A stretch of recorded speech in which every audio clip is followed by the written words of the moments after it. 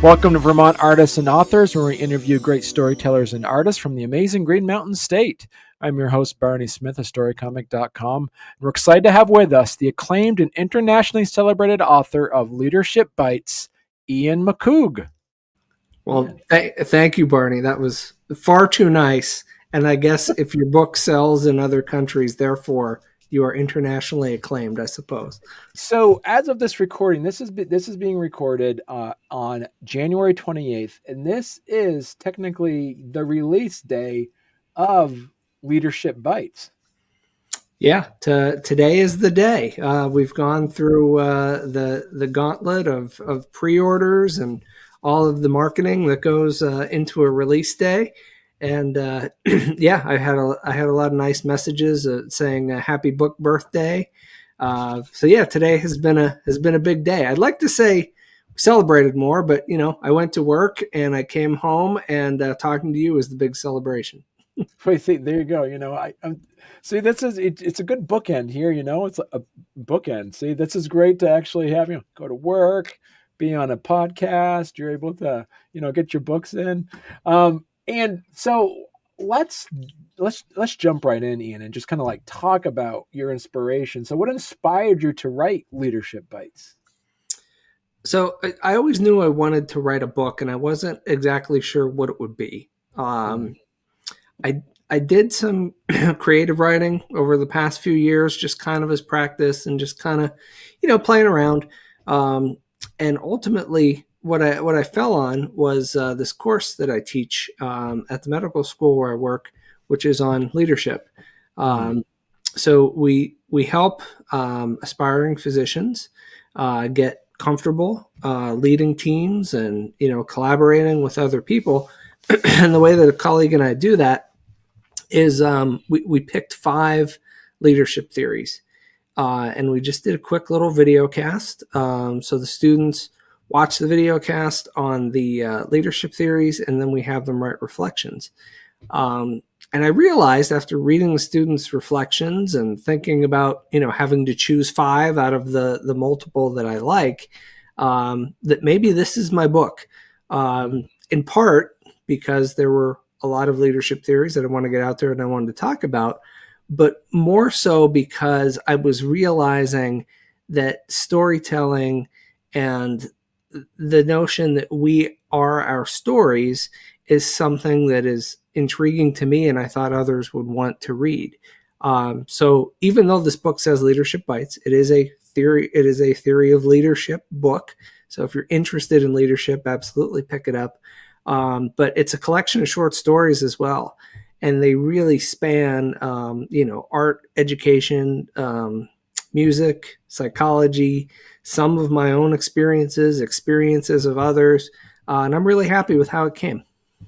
What's interesting about the book itself, which is about leadership, everybody has interacted with a leader of some sorts throughout their career and throughout their lives.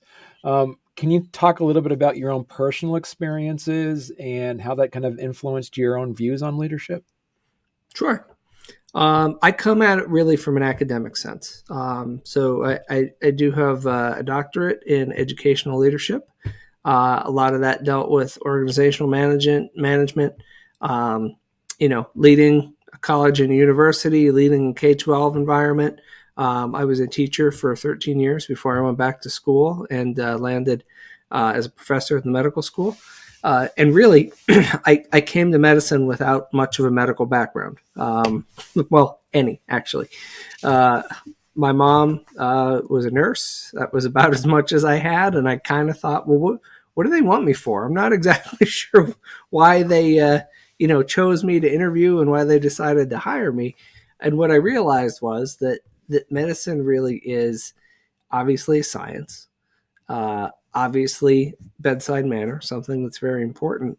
But then there are all of those other things. And those other things are, finding humanity in the person that you're speaking to, thinking about factors that might affect why they are doing the things that they're doing, seeking out care or not seeking out care. And then the part where I really come in is this notion that you are the doctor, you are the MD, you are probably the most highly trained person on the team, but that doesn't mean you're always right. You have to work with, your nurses and your PAs and your patients. And how do we lead teams in ways that are going to get to that humanity and help people be their best? How did you integrate narrative storytelling into your teaching of leadership? Sure. So there was this whole world out there that I was not aware of. It's called narrative-based medicine. So that was another part. As I was kind of learning the medical part of medical education, I thought, well, I'm never going to be an immunologist. I'm never going to be a pharmacologist. I'm never going to understand how these drugs interact with each other or what diagnostic tests that we order, nor would I be expected to. Um, However, I used that background that I had, and I signed up for a graduate certificate in narrative-based medicine through the University of Toronto. And the two folks that ran the courses, one is a clinical social worker, and the other one is a novelist. Um, Huh. so it was really cool to kind of get both of those perspectives of someone who understood patients from a real, humanities perspective, and then someone who could kind of take their amazing creativity and blend it into that environment and that work. How do you think your leadership theories have evolved over the years then? In writing this book, I really had to take a hard look um, with a very critical eye towards the leadership theories that I had learned about. Initially, when I first wrote this book, it was theories, and then it was like concepts. And when the editor first looked at it, she said, I wouldn't take that approach. I Hmm. would go chronologically and just stick to theory. So that's what I did. And not only did it make a better book because it kind of follows and you see these first theories that weren't really great ideas, things like, well, there are traits of leaders. You're born with these traits, and if you don't have them, tough luck.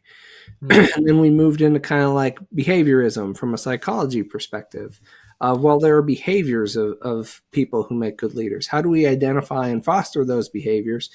And then ultimately, no spoiler here at the end, it all comes down to emotions. It comes Hmm. down to people responding to the emotions and the vibes and the positivity or the negativity that you put out as someone who people are trying to follow. Um, and I thought there was no better way to tell that than by telling human stories that went along with the concepts that you would learn about if you came to it from a leadership perspective. But also, if you come to it from a human perspective, some of these stories are just good stories. Hmm. So, can you share a story from your book that particularly resonates with that theme of growth and reflection then? Yeah, absolutely. One that comes from the top of my head is actually near the end of the book. We start talking about vulnerable leadership, which is a theory that was even just put out in 2024. And it's this notion that by showing you're a human being and you have real human emotions, people will then, your followers, your employees, will relate to that humanness to see that you're a person just like they are. Um, and that kind of builds that not only trust, but also the want to follow that Hmm. person. So there are 8 principles of vulnerable leadership and how to do it well and how to not do it well. And they're all in the book if you want to read it, if you want to read that part. But another portion that goes along with it is the story. And I tell the story of a boy named Jim. And Jim is growing up in Lancaster, California. He kind of gets on his bike every day and drives around all day because he doesn't want to be home. His father's dealing with alcoholism. His mother's dealing with mental health issues stemming from the father's alcoholism. So he just drives around town on his bike. Uh, but one thing that he really enjoys is magic. So he pulls up to the strip mall, and lo and behold, there's a magic shop there that he had never seen before. So he goes into the magic shop. He befriends the owner's mother, who is tending the shop for a few weeks. And she says, if you come back every day And if you teach this magic to someone else, I promise I'm going to teach you a new magic trick every day. Um, so lo and behold, he comes every day and we're learning these things. And really, what the woman is teaching Jim is how to regulate his emotions, how to view himself as a good person. Um, so this is CBT therapy, but he doesn't realize that that's what's going on. Um, and then we take another little twist and turn. So Jim's older. He's going to high school. He's not sure where he wants to go. He wants to go to college. What he wants to do. He ends up becoming a doctor, despite the fact that his grades were pretty bad.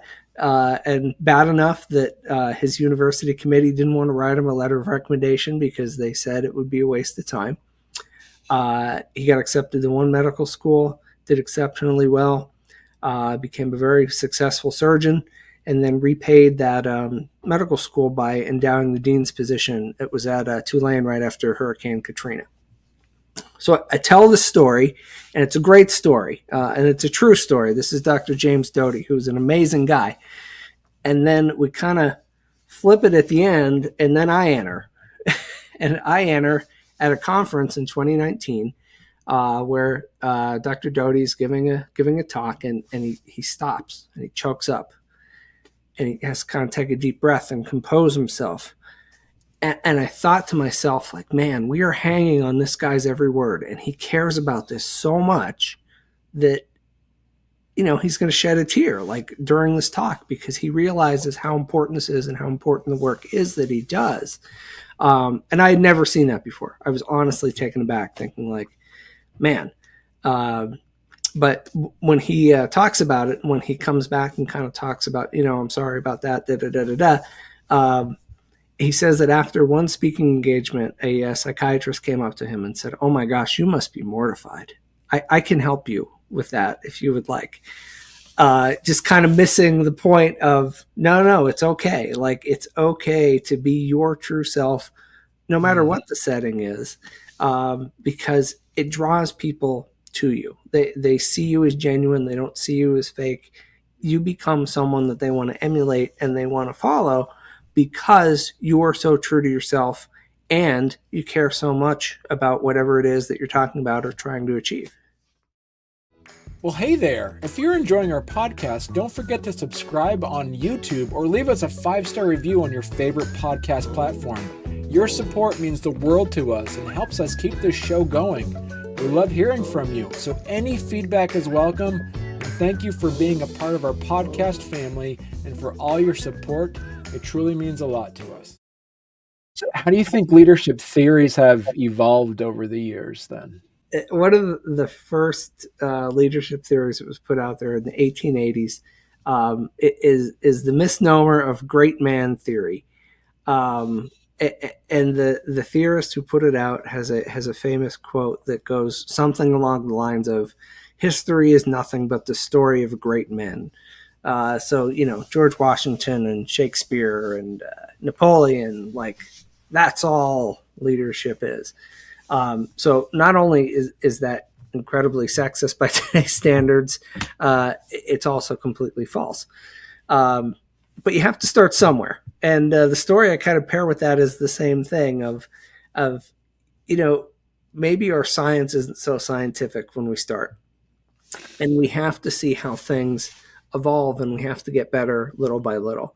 So really, that is where it starts. It starts with this notion that, history is just the story of great men, and goes to, well, are there identifiable traits for good leaders that we can find? That's going to be like in the 1930s.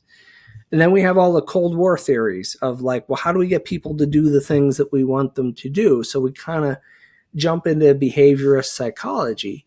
So throughout the 20th century, that's kind of where we are. And then by the 90s, we start to see this idea that there is no best style. The best thing we can do as someone who manages an organization is to respond to what's happening around us. And that idea that we're responding with the best possible course of action kind of leads us into this idea of it's really not about the leader. It's about the followers. It's about the employees. It's about the people that are doing the work and how motivated they are and how valued they feel. And that takes us into some of the really modern ones that, my favorite is Resident Leadership, which Daniel Goleman put out. He's the father of emotional intelligence. And the resonant part of it is like you put out the vibes. They better be good, because if they're bad, people are going to pick up on the bad and they're going to feel bad. Compare that to, great man theory in the 1880s, where they say, oh no, it's just you're born with it or you're not. It's quite a stark, transition. Right. So what advice would you give someone aspiring to become a leader in their field? Well, I think you always have to be open.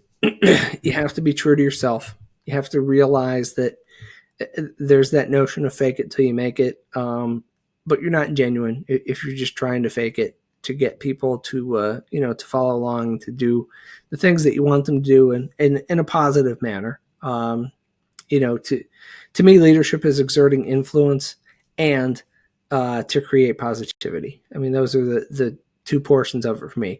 Can you be a leader and create negativity? Sure, you can. But I don't think that's I don't think that's a place that we want to be. So I think you have to be honest with yourself. You have to reflect upon your own experience and your own journey. And really, you have to do it when the timing is right. It's one of the things that we talk about near the end of the book about, and one of the advanced reviews I got said, like, that was a very stark comment. And they really appreciated that the focus shouldn't be on climb the ladder, climb the ladder, climb the ladder. You have to do the things that you can do, and you have to recognize when is the time to do them and when is the time to not do them. When do we chop the wood? When do we sharpen the axe? When do we, reap? When do we sow? And if you're not keenly aware of where you are in the situation and keenly aware of who you are, those two things don't line up and you're not going to be successful. That was going to be my question for you. What were some misconceptions of leadership that you addressed, but you answered that. So it brings me to my other question then is, where do you see the future of leadership and its theories evolving in the next few years or several years? Yeah, I'm very happy that I'm alive in the era where we've gotten to a place of kind of putting the power to the people. I'm a nice guy by nature. And it was one of the things that I considered when I started writing this book, like, am I a little too nice for my own good?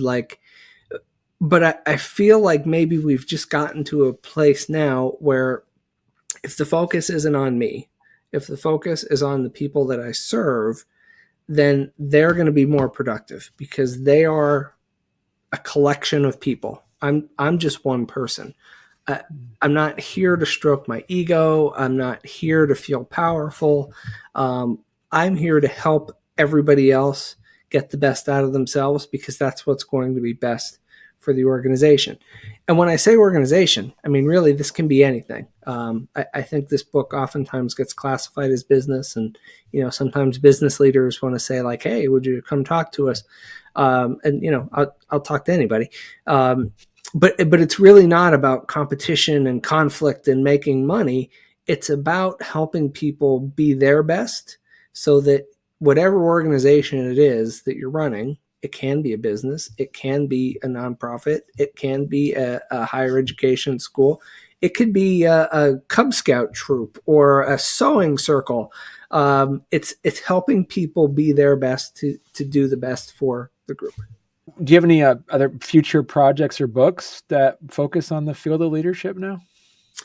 Well, I think I have too many ideas, and we'll kind of see where that goes.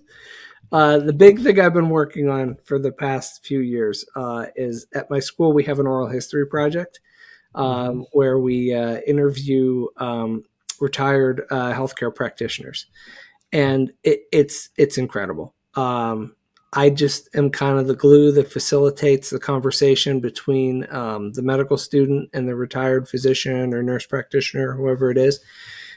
And I get to see this like beautiful and amazing passing of the torch, of sharing the wisdom about the profession and then saying, here it is, it's yours now. So my research team has been incredible.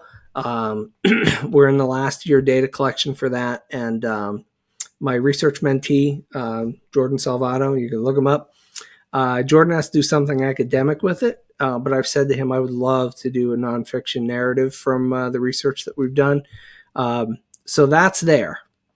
However, in the meantime, because I can't stop writing. I can't be like I can't grow moss. I have to keep rolling. I dipped into my creative side, and I do have a 60,000 word speculative fiction that will be done pretty soon. And to the story comic audience, it's baseball. I love baseball, but it takes place in Montpelier, Vermont. So we will see what becomes Cool. of my little novel. Yeah. Excellent. And I bet you know a publishing place that might help you out with that too. Yeah, I mean, it just so happens to be one like in town around the corner who publish Leadership Bites, who might be interested in taking a look at it. So yeah, we're beating around the bush, but Rootstock Publishing is the publisher of Leadership Bites. It's been wonderful working with Samantha and her team.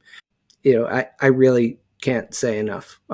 Just the professionalism, the amazing like marketing that they've done for this book. The last couple of days we've been watching the Amazon charts, and I'm like, are you serious? Like, we're ranking on Amazon with this little silly book I wrote about leadership and short stories. And a large part of it was Rootstock gave me the tools and said, here, it's going to go as far as you want it to go. So I started pounding the pavement and, calling everybody I knew and hitting social media. And before you knew it, this thing was taking off. So Ian, if people want to learn more about you and your book, where is the best place they could go to? Yeah, so my website is the easiest. It's just my name. It's ianmccoog.com. It's on the screen there. You can order Leadership Bites there. You can check out some of the other stuff that I'm up to. Always happy to talk to people about potential projects that they're working on that I can help them with, or things that they would be interested in me getting involved with. Like I said, I am a professor full-time, so that's kind of my focus, but I love doing this kind of stuff. So I'm happy to collaborate with anybody who's interested. Well, hey, Ian, thank you so much for coming on, and you'll have to come back on when you get your second book out then. Well, I mean, nothing says Vermont like minor league baseball, right, Barney? There you go. All right. Thank you so much. Cool. Thank you. Thanks for having me.